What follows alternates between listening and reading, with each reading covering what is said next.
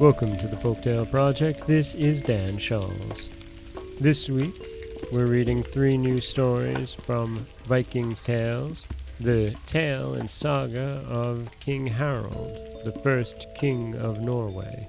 We're going to get now into how he became the first king of Norway, and it's because of a woman. It's all because of a woman, and I really love this story, and the position that she takes towards Harald is just, it's perfect. This is Gyda's Saucy Message. Now Harald heard men talk of Gyda, the daughter of King Eric. "She is very beautiful," they said, "but she is very proud too. She can both read and make runes. No other woman in the world knows so much about herbs as she does. She can cure any sickness. And she is proud of all this." Now, when King Harald heard that, he thought of himself, "Fair and proud, I like them both. I will have her for my wife." So he called his uncle, Guttorm, and said, "Take rich gifts and go to Gyda's foster father, and tell him that I will marry Gyda." So Guttorm and his men came to that house, and they told the king's message to her foster father. Gyda was standing near, weaving a rich cloak. She heard the speech. She came up and said, holding her head high and curling her lip, "I will not waste myself on a king of so few people. Norway is a strange country. There's a little king here and a little king there, hundreds of them scattered about. Now, in Denmark there is but one great king over the whole land, and it is so in Sweden. Is no one brave enough to make all of Norway his own?" She laughed a scornful laugh and walked away. The men stood with open mouths and stared after her. Could it be that she had sent that saucy message to King Harald? They looked at her foster father.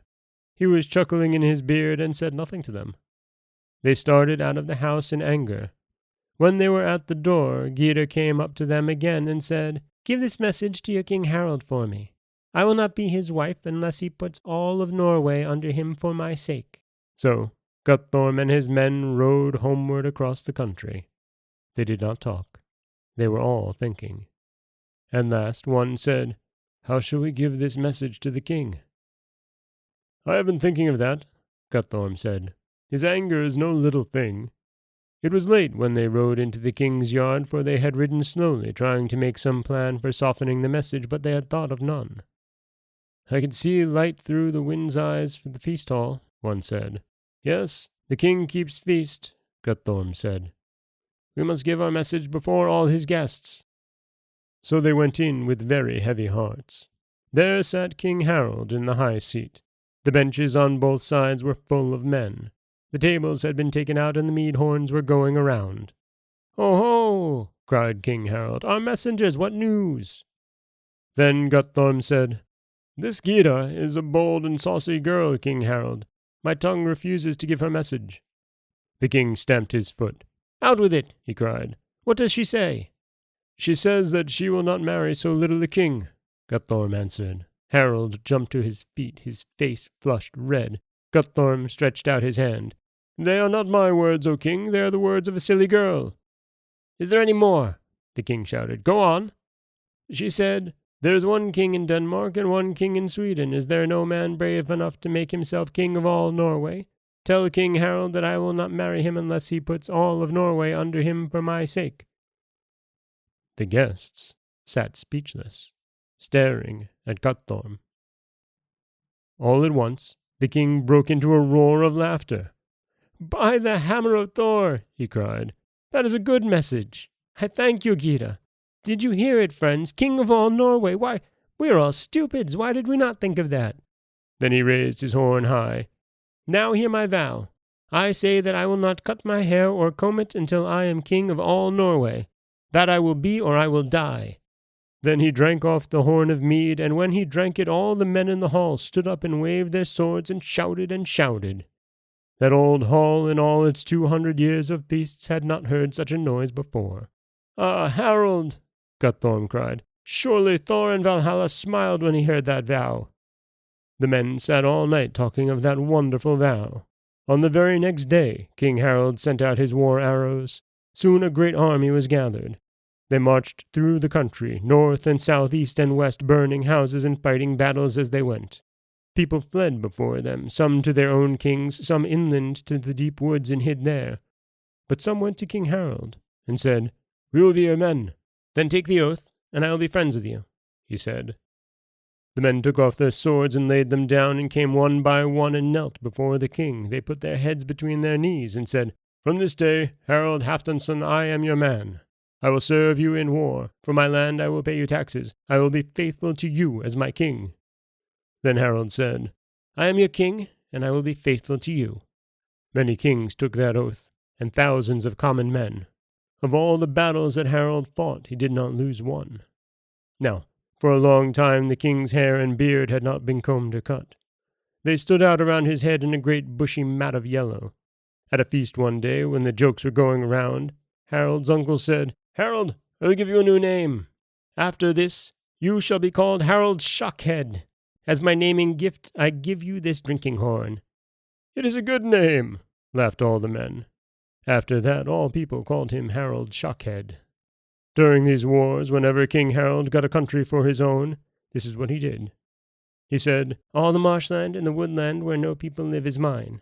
For his farm, every man shall pay me taxes." Over every country he put some brave wise man and called him Earl. He said to the earls, "You shall collect the taxes and pay them to me, but you shall keep some for yourselves. You shall punish any man who steals or murders or does any wicked thing. When your people are in trouble, they shall come to you, and you shall set the thing right. You must keep peace in the land. I will not have my people troubled with robber Vikings." The earls did all these things as best they could, for they were good, strong men. The farmers were happy. They said, "We can work on our farms with peace now. Before King Harald came, there was always something wrong. The Vikings would come and steal our gold and our grain and burn our houses, or the king would call us to war. Those little kings were always fighting. It is better under King Harald." But the chiefs, who liked to fight and go a Viking, hated King Harald and his new ways. One of these chiefs was Saucy. He was a king's son. Harald had killed his father in battle. Saucy had been in that battle. At the end of it he fled away with 200 men and got into ships. "We will make that Shockhead smart," he said.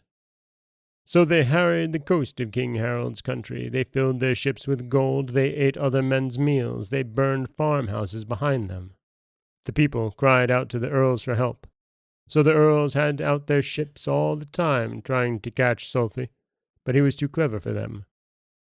In the spring he went to a certain king, Oddbjorn, and said to him, "Now there are two things that we can do. We can become this Shockhead Harald's thralls. We can kneel before him and put our head between our knees, or else we can fight.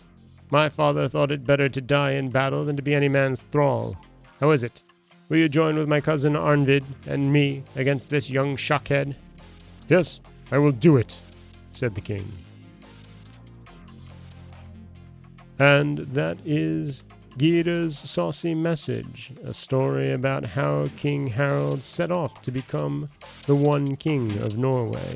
Because, as Gyda says, there was a one king of Denmark and a one king of Sweden, but Norway, there's a little king here and a little king there, hundreds of them. This is Dan Scholes from the Folktale Project. Don't forget that you can subscribe to the podcast on Apple Podcasts, Stitcher, Google Play, Overcast, anywhere you like to get your podcasts. You can follow us on Twitter at Folktale Project. You can find us on Auto Radio, TuneIn Radio, iHeartRadio, Spotify, anywhere you like to listen. And you can always head over to folktaleproject.com, where you'll find a new story waiting for you every Monday, Wednesday, and Friday. As always, thank you so much for listening.